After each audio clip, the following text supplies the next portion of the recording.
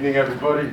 Appreciate you guys hanging in. Certainly appreciate the fans that hung in as well throughout the successive delays. You know, they certainly you feel it. You know, they do a really good job, and awesome to have them there. I know our players are really happy to see them hang in there. But again, I want to give credit to Coach New and his team. He's got a good football team. And, you know, from a personnel standpoint, we have a big advantage. But he's got a tough football team. I want to wish him the best with the rest of the season. But, you know, from start to finish, thought we became a better football team. I thought we left the field different than how we entered. Just finishing drives, completing, getting them off the field 3 and outs more successively. Third down defense continued to play at a high level and got a shutout, and really controlled, the middle eight, which is a big thing for us. And so all in all, just a really good performance, and looking forward to a great opportunity next week. Questions? Mario, what motivated you for the team to play this well in front of the 1989 team this weekend? Well, those are my teammates now, so there was some natural pressure that they better play well for my guys. I mean, look, when in the springtime, when the alumni came, the alumni reunion and the spring game, and they spoke to our team. We've been here for a couple of years, but that one hit different. And I go back to what Michael Irvin had said to the team, and what Andre Johnson, Devin Hester had said to the team, and then those guys spent a couple hours just sitting at tables with our guys and talking to them. It just hit different. They understand Miami and what the Miami Brotherhood is more now than they did when they arrived, a lot of these guys.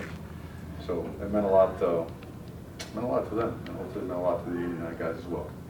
Mario, what did you take away from these last 2 games, lopsided defeats against them, obviously? Were you able to use a lot of players and get a lot of player evaluation as you step up in class against USF? Well, we did. We cleaned up a lot of our stuff too. I mean, the use of technology, right? The headsets, all that stuff, our systems, figuring out who can do what well, right? And then also putting some guys in situations to play and see if they could perform at a level where we can win with them.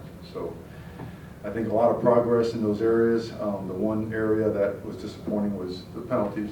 We certainly on special teams were trying hard to become a better special teams unit, and we had some bright spots early on the kickoff, and then later we got tangled up on some of the return game stuff that is, it's not us. We got to do a better job. But all in all, just proud of the team handling the delay. They did a good job with that. Proud of them making a decision to just get better today, and see families get in bed and get ready for a big game next week. Mario, I know you're missing a guy or two up front from the ones. Just what are your thoughts on run blocking and the run game? I thought we were early on. We weren't running the ball very well. Some of it was loaded boxes. Some of it was, we got to do a better job. Some of it we maybe sometimes missed a hole. I think it was a little bit of everybody contributing to our lack of really running the ball to our standards. As the game went on, we started working on them a little bit, started popping some runs.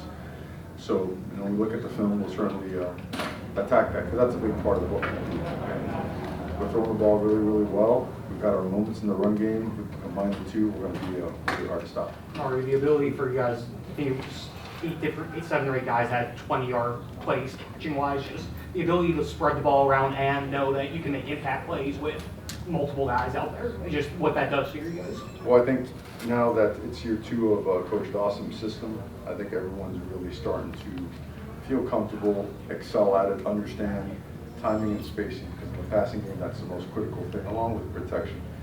We've got a good offensive line.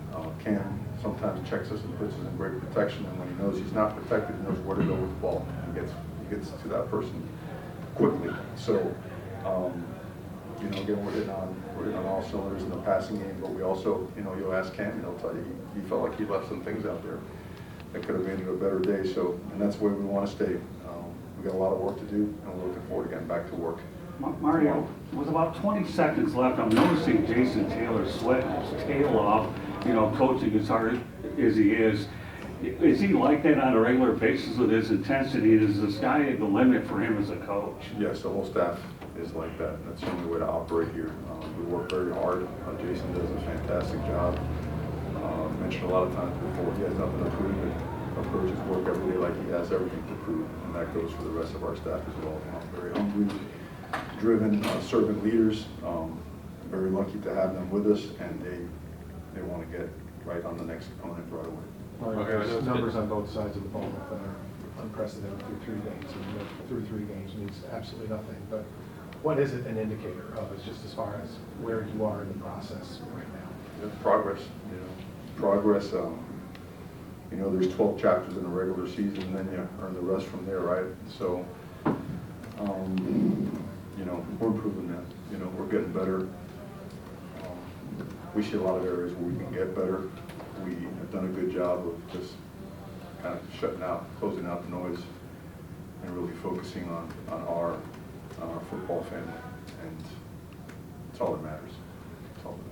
Mario, what more can you really say about Cam Ward at this point in time? Obviously 3 great games to start the season. I mean, just what more can you really say about him? Probably the same thing he'll say. He wants to get better, he wants to get challenged, and so when he comes to work tomorrow and watch film, we're going to challenge him. It's what he wants, it's why he came here. You know, I think he'll tell you, our players will tell you that there's no time to really celebrate. We acknowledge progress. We're happy about the progress, but that only, I don't know, ignites, you know, and fuels our drive more. These guys they want to get better, man. They want to go win, and, you know, want to know for the week. A good start to the season, but we're just getting started. There's a lot of football to be played. We've got some great teams to play, starting with this coming Saturday. And then Inez Cooper went out early in the game. Well, he got rolled up a little bit. What his status is? I think he's good. He didn't look, it doesn't look like it's anything too serious. We expect him to be right in practice on Tuesday.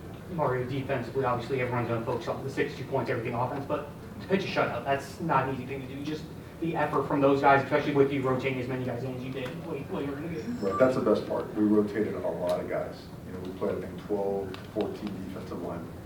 We played, I believe, 7 linebackers. We played everybody in the secondary that we could. And on offense, we just about did the same thing. So it was good to see that as the game went on, that those guys upheld a high standard. And I don't think the older guys are going to let them do anything else. You know, because a week ago, kind of fell off a little bit when those guys did go in there. So it's good to see them get valuable, meaningful snaps against a solid football team, against a tough football team, and to be able to be productive and prove themselves worthy of, you know, getting some more playing time in the future. All right, you guys show up Last question. You guys show up at 1:25. You have your process. It's all timed out. You get here and you wait 2.5 hours to play. Just you can't do anything about it, but I'm just curious how you spend the delay, what that time is like. Well, it's the first I've ever had like that. You know, you prepare for it forever, and now 28 years later, you finally get to implement those processes. The first thing is we have really good, like, older guys, because we leaned on them. It's like, look, we're not going to be all tense.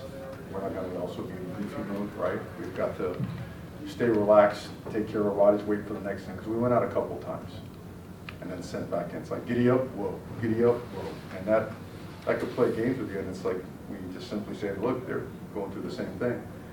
So who's it going to mean to more, and who's going to handle it better when we come out the tunnel? So extra snacks, extra hydration. I mean, at one point in time when it got pushed back to 6+, then we went to, you know, something a little bit more, you know, solid to eat. And those guys, like the skinny guys, probably gained a couple pounds. So it's all good.